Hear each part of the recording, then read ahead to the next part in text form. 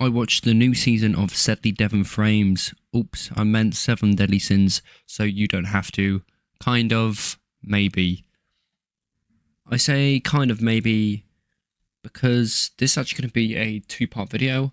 I've only watched 4 or 5 episodes of this new season, but it's going to be a part 2 coming out ASAP as soon as I've finished off watching the whole show.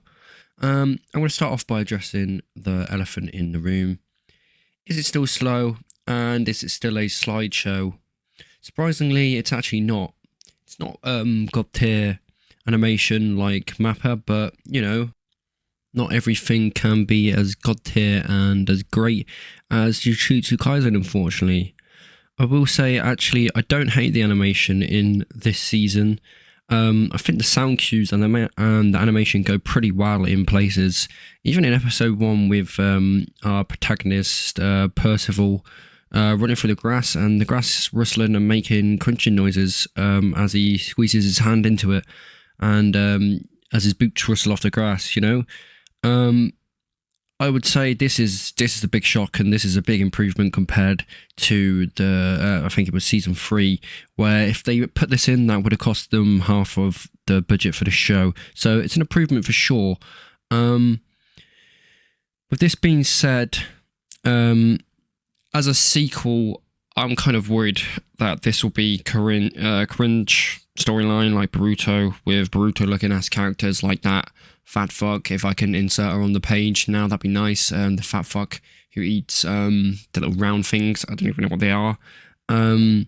So we'll get into the first episode, and we are introduced to Percival, this green-haired lad. And honestly, it's one of the blandest, boring starts in anime history. For me, it wasn't looking good. There were no fireworks off the bat, but oh no, here comes a big weird night thing. Not to mean this guy in any way other than this guy turning up looking like this. I mean, what the actual fuck is this? But, you know, he tells us that he is a friend of our boy's grandpa who looks like this. I mean, that cuts any suspense we had building up for that 10 seconds off. But no, it's a bluff. This dickhead decides to attack Grandpa. I mean, I don't know what Gramps has done to this guy, but the worst looking Phantom Knight in history is about to cook Hench Gramps. I mean, how can they do this to Hench Gramps? He's my favourite character so far. So yeah, he cooks Hench Gramps, and we get a nice Star Wars moment where Gramps basically says to him, "That's your father who just beat me up." I thought this guy's father was Meliodas, to be fair, but, you know, hey ho. Maybe Meliodas has been paying both sides. So poor Lizzie. So in episode 1, I'd say it's honestly 6 out of 10. I've been memeing this from the start, but I think it could be better. But however, I did think it would be worse. So am I excited for another 20 episodes of this show? Well, actually, I kind of am. I mean, there are some good things that this show has. I mean, if you're a degenerate, trash-loving weeb like me, we got to talk about something that this show still does well to this day, and that's boobs. We get boobs, so if you like them, there's at least one thing, wow, 2 things in this show that you will actually like. I mean, episode 2 is actually somewhat of a good episode if you like boobs, and our protagonist starts to look a bit more promising. I do, however, find him a little bit annoying, and I can't decide that if the fact he reminds me of Meliodas so much is a good thing or not. So another thing that I like about this sequel spin-off is that we get a talking fox thing. I mean, is it a talking fox? Is it a cat? I have no fucking clue with this thing, but fuck me when you hear this guy's voice. Like, you know who this guy is if you hear his voice. And I gotta say, big up to Telecom Animation for getting Uchiyama Kyoki in this role. I think that's how you say it. My bad if I pronounce this guy's name wrong, but he has been in everything, and he is a fantastic voice actor.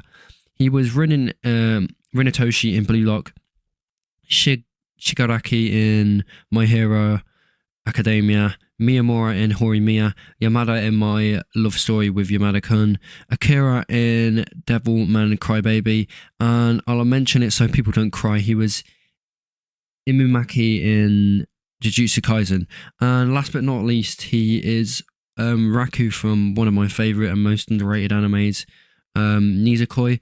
So, you know, this guy has been a lot of voices in some of my favorite shows. I mean, some of the shows which I've watched as well, and quite recently he's been in a lot of these roles as well. So a lot of people will know who this guy is. So I've got to say big up to Telecom for doing this. So I was gonna trash this anime, you know, I was gonna trash it, and that was my initial plan, to trash this whole thing. But I actually can't. I can't trash it, and this is why this is gonna be a 2-part video. With me doing like a before and after kind of thing. I've still got about 19 episodes to watch of this, but at the moment I'd say this is actually promising. I would say if you liked the old Seven Deadly Sins, you should go ahead and watch this show and give it a go. I mean, is it as good as some of the things which have been put out recently?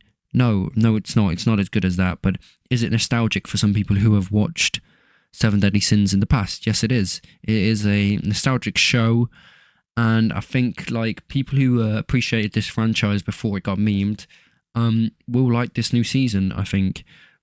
But I'm gonna say watch this at your own discretion. Do this for yourself. You know, people are busy. You've got other things to be doing than watching a Seven Deadly Sins sequel. So actually, guys, you know, I would recommend this. You know, I would recommend it, but you do you guys. So I'm going to say thank you guys for watching and listening. Give me some recommendations on videos to do. Any animes you want to discuss in the comments. Any current season animes you think I should watch. You know, I've been quite busy. I've been watching quite a few animes this season. I'm going to be doing a review of one of the most popular animes this season, which a lot of people are loving. So I'll see you guys in that video.